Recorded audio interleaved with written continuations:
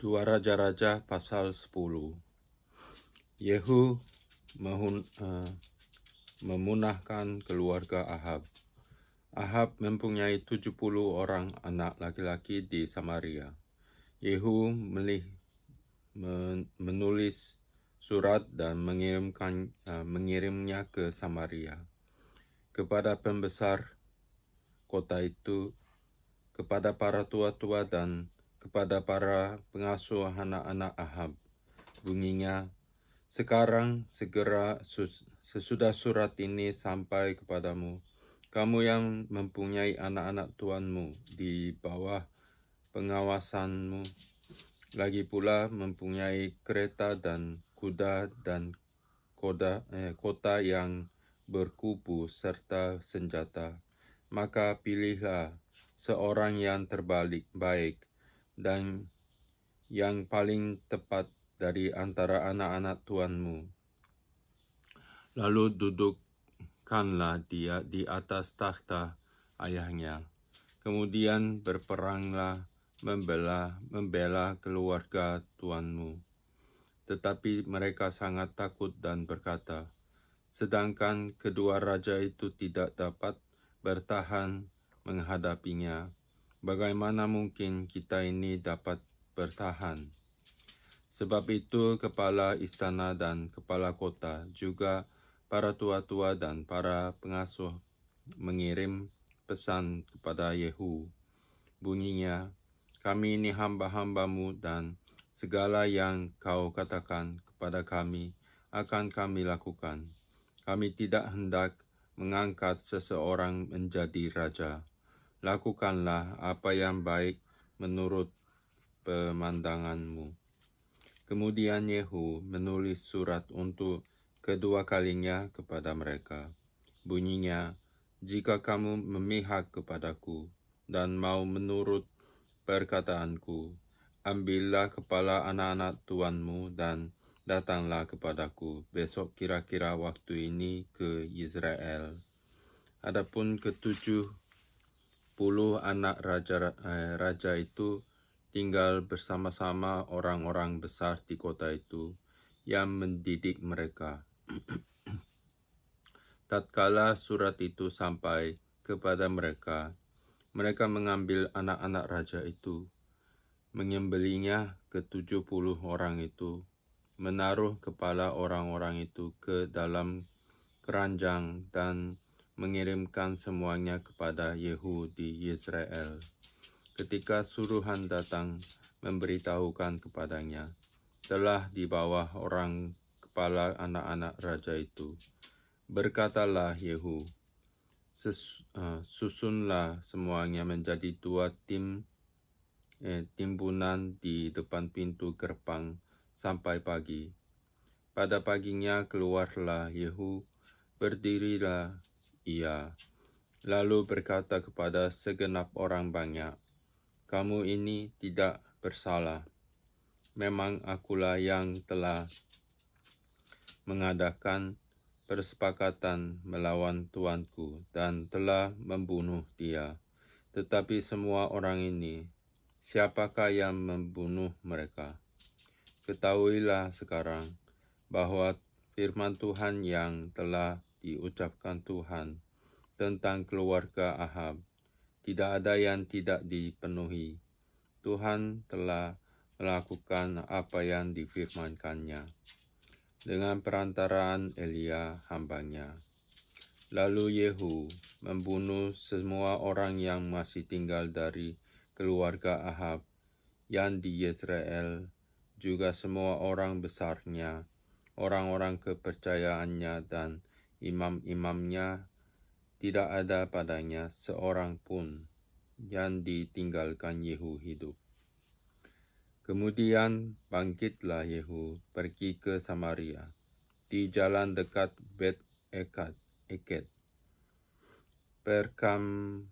perkampungan para gembala.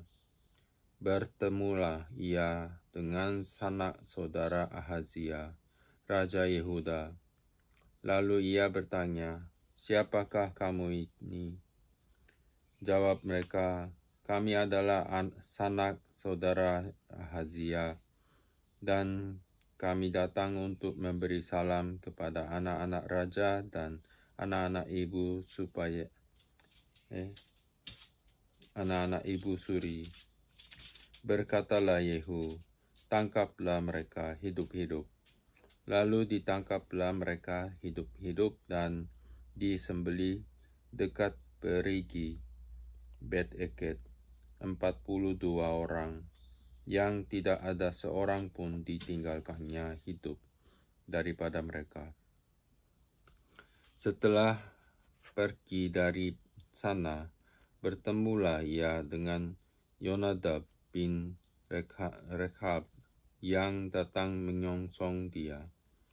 Ia memberi salam kepadanya serta berkata, "Apakah hatimu jujur kepadaku, seperti hatiku terhadap engkau?" Jawab Yonadab, "Ya, jika ya, berilah tanganmu." Maka diberinyalah tangannya. Lalu Yehu mengajak dia naik ke sampingnya ke dalam kereta. Berkatalah Yehu, "Marilah bersama-sama aku, supaya engkau melihat bagaimana giatku untuk Tuhan." Demikianlah Yehu membawa dia dalam keretanya. Setelah Yehu sampai di Samaria, maka ia membunuh semua orang yang masih tinggal dari keluarga Ahab di Samaria. Ia memunahkannya sesuai dengan firman yang diucapkan Tuhan kepada Elia. Yehu menghapuskan penyembahan Baal. Kemudian Yehu mengumpulkan seluruh rakyat, lalu berkata kepada mereka, "Adapun Ahab masih kurang beribadah kepada Baal, tetapi Yehu mau lebih hebat beribadah kepadanya.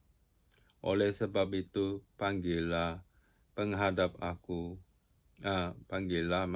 aku semua nabi Baal, semua orang yang beribadah kepadanya, dan semua imamnya. Seorang pun tidak boleh tidak hadir. Sebab aku hendak mempersembahkan korban yang besar kepada Baal. Setiap orang yang tidak hadir tidak akan tinggal hidup." Tetapi perbuatan ini adalah akal Yehu, supaya membinasakan orang-orang yang beribadah kepada Baal. Selanjutnya Yehu berkata, "Tentukanlah hari raya perkumpulan kudus bagi Baal." Lalu mereka memaklumkannya. Yehu mengirim orang ke seluruh Israel. Maka datanglah seluruh orang yang beribadah kepada Baal, tidak seorang pun yang ketinggalan.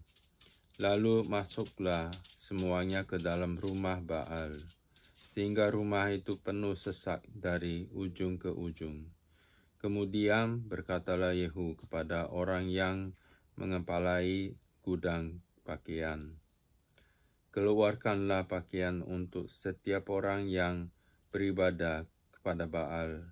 Maka keluarkannyalah pakaian bagi mereka. Sesudah itu masuklah Yehu dan Yonadab bin Rekhab ke dalam rumah Baal. Lalu berkatalah ia kepada orang-orang penyembah Baal di situ, "Periksalah dan lihatlah supaya jangan ada yang di antara kamu di sini, seorang pun dari hamba-hamba Tuhan, melainkan hanya orang-orang yang beribadah kepada Baal." Lalu masuklah mereka untuk mempersembahkan korban sembelihan dan korban bakaran. Adapun Yehu telah menempatkan 80 orang di luar dan telah berkata, "Siapa yang membiarkan lolos seorang pun dari orang-orang yang kuserahkan ke dalam tanganmu, nyawanya lah ganti nyawa orang itu. Setelah Yehu selesai mempersembahkan korban bakaran, berkatalah ia kepada bentara-bentara dan kepada perwira-perwira, "Masuklah, bunuhlah mereka, seorang pun tidak boleh lolos." Maka dibunuhlah mereka dengan mata pedang, lalu mayatnya dibuang. Kemudian masuklah bentara-bentara dan perwira-perwira itu ke gedung rumah Baal. Mereka mengeluarkan tiang berhala rumah Baal itu, lalu dibakar. Mereka merobohkan tugu berhala Baal itu, merobohkan juga rumah Baal dan membuatnya menjadi jamban. Begitulah sampai hari ini. Demikianlah Yehu memunahkan Baal dari Israel. Hanya Yehu tidak menjauh dari dosa-dosa Yerobeam bin Nebat yang mengakibatkan orang Israel berdosa pula, yakni dosa penyembahan anak-anak lembu emas yang di Betel dan yang di Dan. Berfirmanlah Tuhan kepada Yehu, "Oleh karena engkau telah berbuat baik dengan melakukan apa yang benar di mataku, dan telah berbuat kepada keluarga Ahab tepat seperti yang dikehendaki hatiku, maka anak-anakmu akan duduk di atas takhta Israel sampai keturunan yang keempat." Tetapi Yehu tidak tetap hidup menurut hukum Tuhan, Allah Israel, dengan segenap hatinya. Ia tidak menjauh hati dari dosa-dosa Yerobeam yang mengakibatkan orang Israel berdosa pula. Pada zaman itu, mulailah Tuhan menggunting daerah Israel, sebab Hazael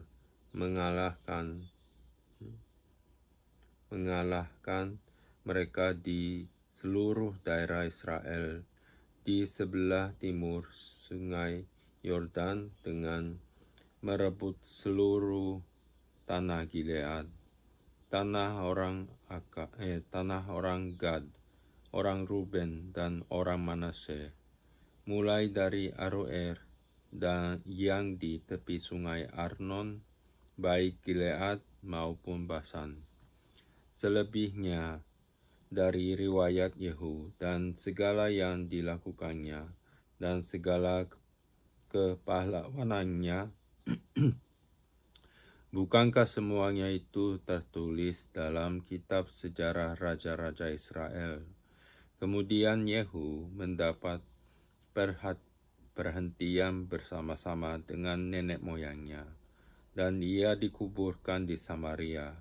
Maka Yoahaz, anaknya, menjadi raja menggantikan dia. Adapun lamanya Yehu menjadi raja atas Israel di Samaria adalah 28 tahun. Pasal 11. Atalia dibunuh dan Yoas menjadi raja. Ketika Atalia, ibu Ahazia, melihat bahwa anaknya sudah mati, maka bangkitlah ia membinasakan semua keturunan raja. Tetapi Yoseba, anak perempuan Raja Yoram, saudara perempuan Ahazia, mengambil Yoas bin Ahazia, menculik dia dari tengah-tengah anak-anak raja yang hendak dibunuh itu, memasukkan dia dengan inang penyusunya ke dalam gudang tempat tidur, dan menyembunyikan dia terhadap Atalia, sehingga dia tidak dibunuh. Maka tinggallah dia 6 tahun lamanya bersama-sama perempuan itu dengan bersembunyi di rumah Tuhan, sementara Atalia memerintah negeri. Dalam tahun yang ke-7, Yoyada mengundang para kepala pasukan 100 dari orang Kari dan dari pasukan bentara penunggu. Disuruhnyalah mereka datang kepadanya di rumah Tuhan. Lalu diikatnya perjanjian dengan mereka, dengan menyuruh mereka bersumpah di rumah Tuhan. Kemudian diperlihatkannyalah anak raja itu kepada mereka. Sesudah itu ia memerintahkan kepada mereka, inilah yang harus kamu lakukan. Sepertiga dari kamu, yakni yang selesai bertugas pada hari Sabat di sini, tetapi pengawal di istana raja, sepertiga dari ada di pintu gerbang sur, dan sepertiga pula di pintu gerbang di belakang para bentara penunggu, haruslah mengawal di istana.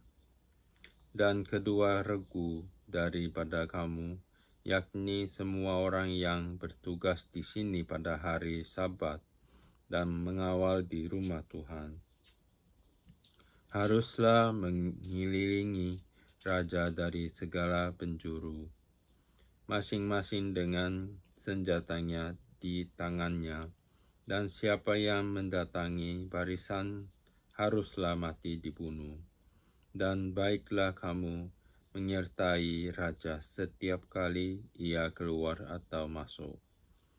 Para kepala pasukan 100 itu melakukan tepat seperti yang diperintahkan Imam Yoyada. Masing-masing mengambil orang-orangnya yang selesai bertugas pada hari Sabat, bersama-sama dengan orang-orang yang masuk bertugas pada hari itu. Lalu datanglah mereka kepada Imam Yoyada.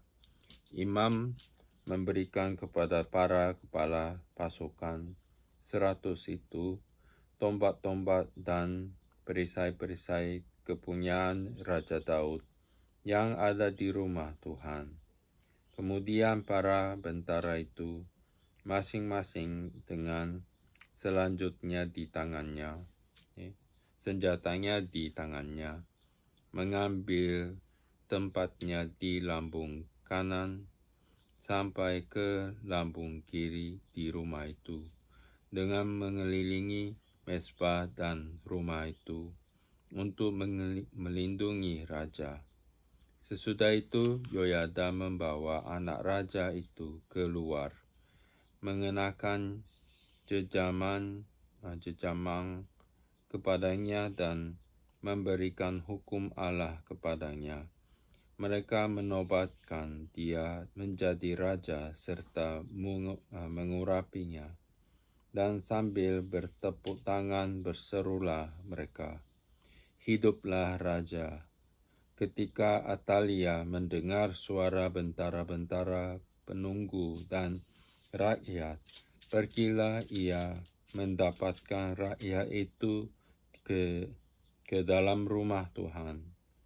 Lalu dilihatnyalah raja berdiri dekat tiang menurut kebiasaan, sedang para pemimpin dengan para pemegang nafiri ada dekat raja, dan seluruh rakyat negeri bersukaria sambil meniup nafiri.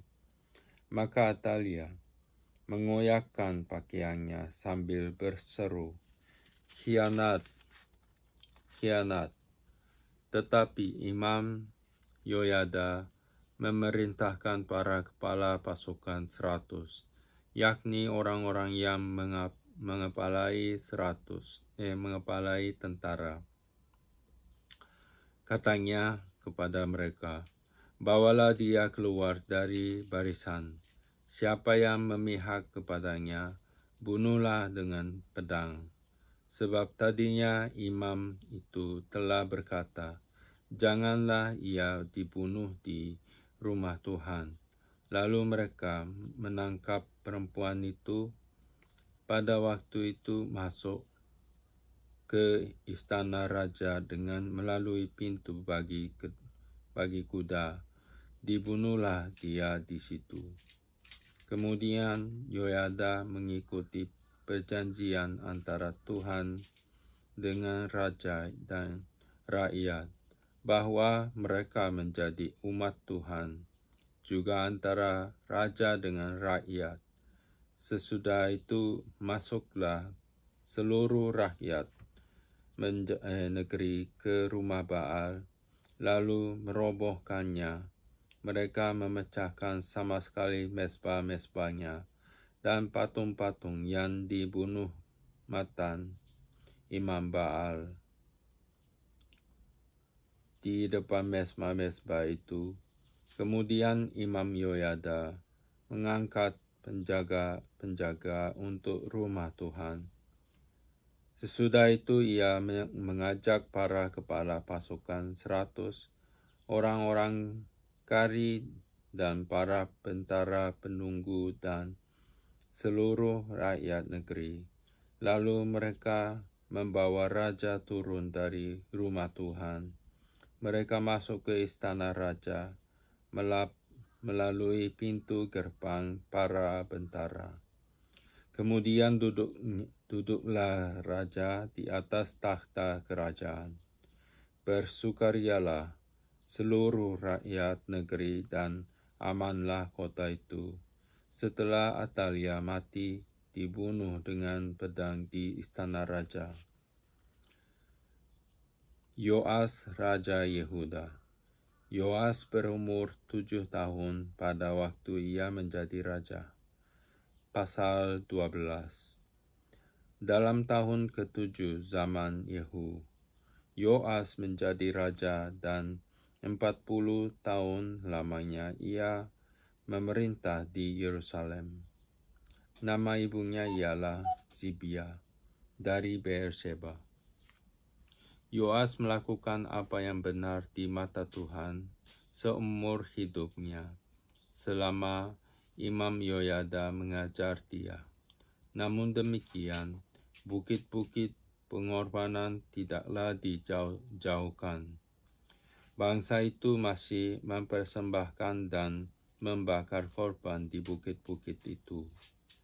Berkatalah Yoas kepada para imam, segala uang yang dibawa ke dalam rumah Tuhan sebagai persembahan kudus, yakni uang masuk untuk pencatatan jiwa, uang tebusan jiwa menurut penilaian yang berlaku untuk seseorang, dan segala uang yang dibawa ke dalam rumah Tuhan karena dorongan hati seseorang. Baiklah para imam sendiri menerimanya, masing-masing dari kenalannya, dan memakainya untuk memperbaiki yang rusak pada rumah itu, di mana saja terdapat kerusakan. Tetapi dalam tahun ke-23 zaman Raja Yoas, para imam belum juga memperbaiki kerusakannya rumah itu. Sebab itu Raja Yoas memanggil Imam Yoyada dan imam-imam lain, serta berkata kepada mereka, "Mengapa kamu tidak perbaiki kerusakan rumah itu? Maka sekarang tidak boleh lagi kamu menerima uang dari kenalan-kenalanmu, tetapi serahkanlah itu untuk memperbaiki kerusakan rumah itu." Lalu setujulah para imam itu untuk tidak menerima uang dari rakyat, tetapi mereka pun tidak usah lagi memperbaiki kerusakan rumah itu. Kemudian Imam Yoyada mengambil sebuah peti, membuat lubang pada tutupnya, dan menaruhnya di samping mezbah, di sebelah kanan. Apabila orang masuk ke rumah Tuhan, para imam penjaga pintu menaruh ke dalamnya segala uang yang dibawa orang ke dalam rumah Tuhan.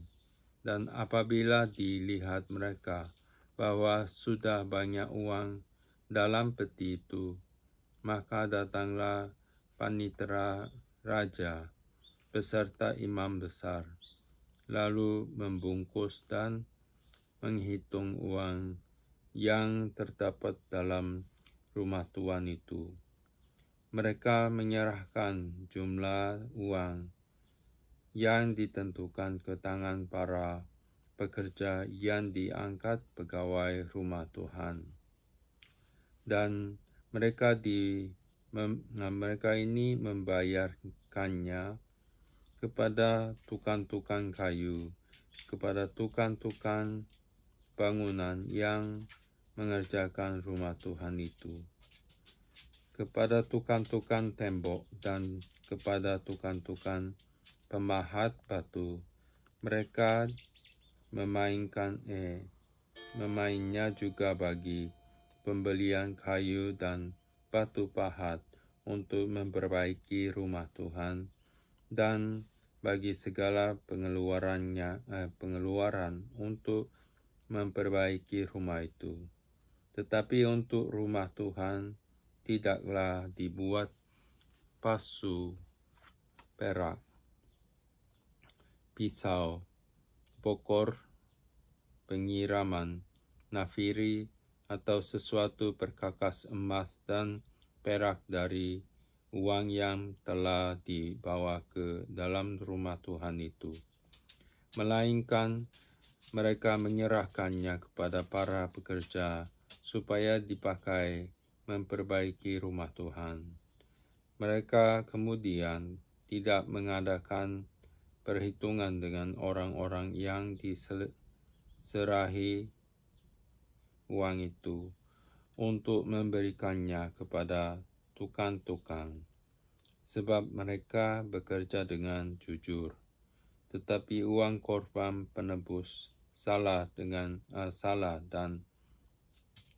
uang korban penghapus dosa tidaklah dibawa ke dalam rumah Tuhan. Semuanya itu adalah bagian para imam. Pada waktu itu majulah Hazael, Raja Aram, diperanginyalah Gad dan direbutnya. Kemudian Hazael berniat menyerang Yerusalem, tetapi Yoas, Raja Yehuda, mengambil segala persembahan kudus yang telah dikuduskan oleh para leluhurnya, yakni Yosafat, Yoram, dan Ahazia, raja-raja Yehuda, dan persembahan-persembahan kudusnya sendiri, juga segala emas yang terdapat dalam perbendaharaan rumah Tuhan dan istana raja. Dikirimnyakannya lah semuanya itu kepada Hazael, Raja Aram. Maka tidak jadi lagi Hazael menyerang Yerusalem. Selebihnya dari riwayat Yoas dan segala yang dilakukannya, bukankah semuanya itu tertulis dalam kitab sejarah raja-raja Yehuda? Pegawai-pegawainya bangkit mengadakan persepakatan, lalu membunuh Yoas di rumah Milo yang letaknya di penurunan ke Sila. Yozakar, anak Simeat, dan Yozabad, anak Somer, ialah pegawai-pegawainya yang membunuh dia.